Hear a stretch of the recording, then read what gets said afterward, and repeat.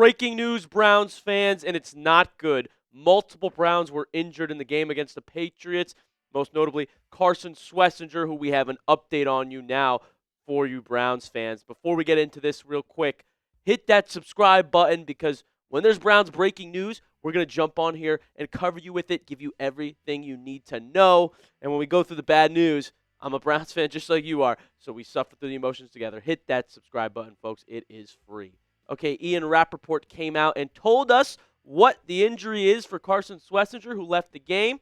Well, it says Browns linebacker Carson Schwesinger, one of the best rookies in a stellar class, is believed to have suffered a high ankle sprain, source said. He'll have an MRI, but those are typically 4 to 6 week injuries. He left the locker room in a boot. This is awful.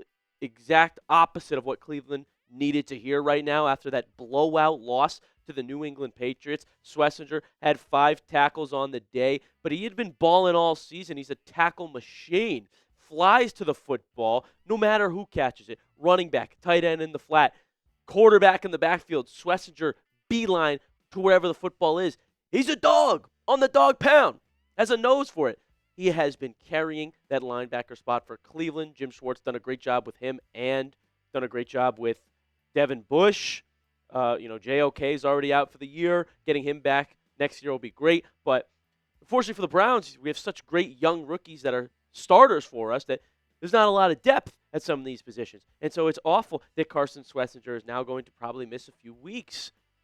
He's also third in Defensive Rookie of the Year odds. This was coming into the week. DraftKings had him at plus 400.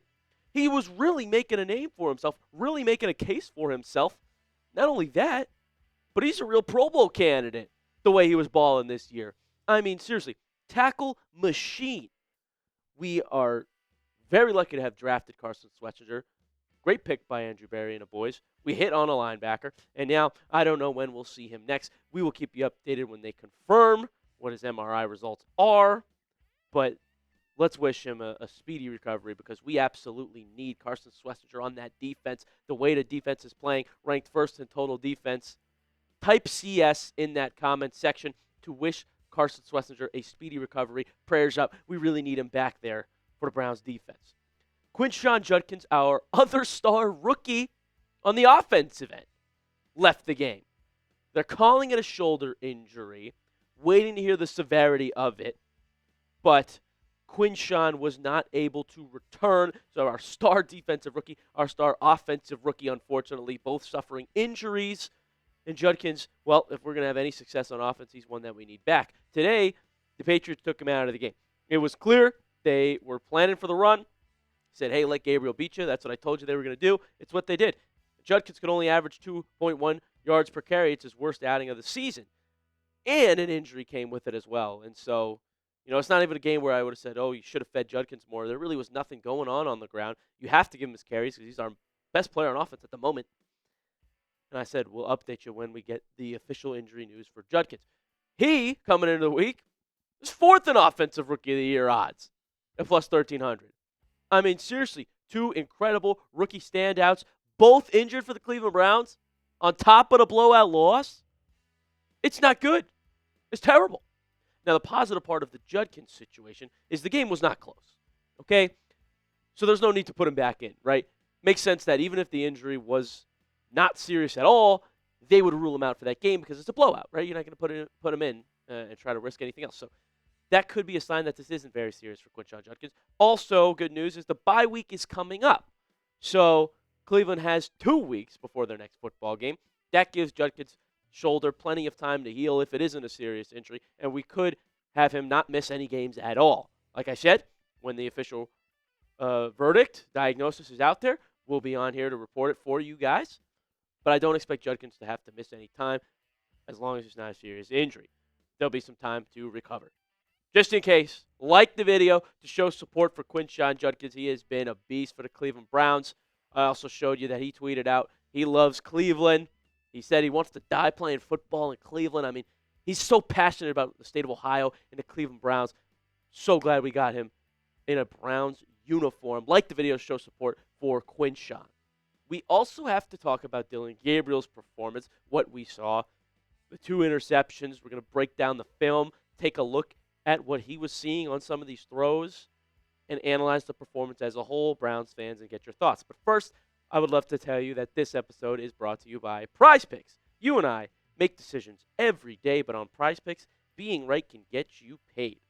Don't miss any of the excitement this season on Prize Picks, where it is good to be right.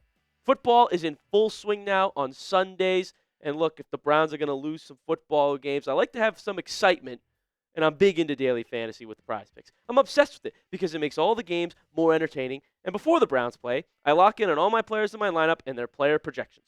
Prize Picks is simple to play. Just pick more or less on 2 to 6 player stat projections. If you get your picks right, you could cash in. You can also follow other Prize Picks players directly on the app and copy their lineups in one click. Whether it's a friend, a celebrity partner, or just someone whose picks you like, hit the follow button and check out every lineup they create in the new feed tab on Prize Picks. One of my picks this week was less on Quinshon Judkins rushing yards, and that's why you subscribe, folks. I got all the insight on Browns players. I use them in my Prize Picks lineups.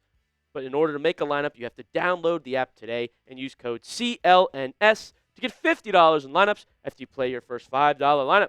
That is code CLNS to get $50 in lineups after you play your first $5 lineup. Prize Picks, it is good to be right. Getting back to Dillon Gabriel's performance, all right, a big talk amongst Browns fans right now, screaming, start Shador, bench Dillon Gabriel. Hey, I've been on that train for a little while, but I know that they're going to give Gabriel a little bit more time. So let's take a look at what his performance really was. The first interception, I don't know what he saw in this play. Njoku is blanketed. You could see towards the top of the screen there, circled in red for you. And he makes this throw less than a second later. It was awful, right into the hands of Spillane, who took it all the way down to the 6-yard line. This one was bad. There's no ifs, ands, or buts about that. On 3rd and 7, too, where we need to make a play over the middle. And these are short passes, too. Right? It's not like the deep shot interception, which we saw a little bit later in the game. And this is probably the one you could say, well, it's not all Gabriel's fault, right? I mean, that is a sick one-handed interception that the Patriots made. But, you know, it's not like it was an accurate throw. And I got excited when he threw it. I was like, oh, my goodness, we're taking a deep shot. Like, I realized I haven't really seen Gabriel take one of these in 4 weeks. And, of course, it's picked off. Again, maybe that's why we don't take them. So, you know, not necessarily Gabriel's fault. It probably should have just bounced incomplete if it wasn't for a sick catch. But regardless, it's not an accurate throw. And on first down, you turn it over. Then, a mistake in the end zone. I mean, there's no one in this area, folks. Nobody. And he's in the end zone making that throw. It's a bad rookie mistake. Intentional grounding in the end zone. You know what that is? That is a safety. Now, the Browns actually were able to kick an onside kick after the safety, and they recovered it. So maybe it was a master plan. No. Awful decision here. That is a rookie mistake, nonetheless. So the difference is between the Browns and the Patriots. Well, the Patriots capitalized on their turnovers. When we made mistakes, they scored. Our offense does not put up points.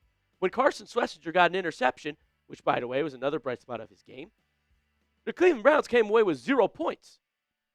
Missed field goal by Andre Schmidt. The offense couldn't get any closer.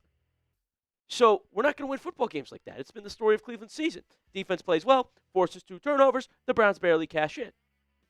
And Stefanski, after the game, confirmed he is sticking with Dillon Gabriel. It's one of the first things he confirmed the first 90 seconds of the interview, I would say. People obviously asked about it. He said, nope, we're sticking with Gabriel. Before the bye, trying to shut down the talk already. I think we need some serious reevaluation, though. And I'm not saying immediately. You know, obviously I would love for Shador to come in and start after the bye against the Jets. There's so many problems on the Cleveland Browns offense, though, that maybe a couple more weeks would be better for Shador to get some reps. And please give him some reps with the ones. At least let that change after the bye week, please.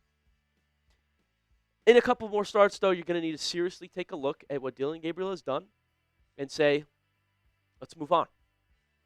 I don't know if the Browns consider him a quarterback of the future, and that's why they're just going to continue sticking with him and give him all the first-team reps. Is that really what they saw in him in the draft? I mean, I didn't really see that. Most NFL teams didn't see that. Most draft experts didn't see that. But a lot of them, in the expert side, saw that in Shador. And I know things take time. He's a rookie. He needs a lot of reps. But come on. I haven't seen a flash of explosives from Dillon Gabriel. And our team around him is just not going to put him in a good situation to get wins managing the game. The Dolphins game was amazing. Put up 30. But guess what? Dillon Gabriel wasn't on the field for 3 touchdowns.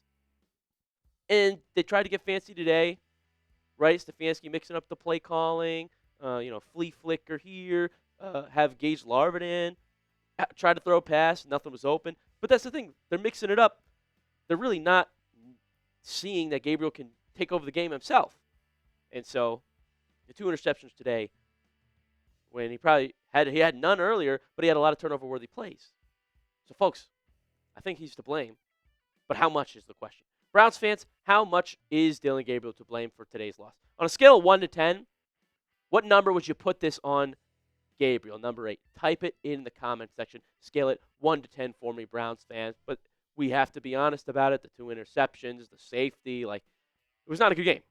And if that's going to happen when the game plan from every other team is make Gabriel beat you, he's not going to beat you. Not like that, at least. So we got to fix our offense. Defense, though, Myles Garrett specifically, a historic day in Foxborough. 5 sacks. It was incredible. 6 tackles. Unstoppable. Will Campbell could not guard him for his life. Double teams, chip blocks, didn't matter. Myles Garrett was in the backfield. Ryan Clark of ESPN said, Cleveland is wasting an all-time great defensive player. Myles Garrett is so dominant, it's not even funny. It's not even funny. He's incredible. We're watching greatness. I mean, we've been saying it for years, Browns fans. We know how special Myles Garrett is. Other players, other fans in the league try to argue with us that TJ Watt was better. It's not close. Garrett is on another level from every other defensive player in the league. He's the best player in the NFL, you could argue. And to see us have 3 wins last year and continue to losing, well, Myles was pissed. Look at his face.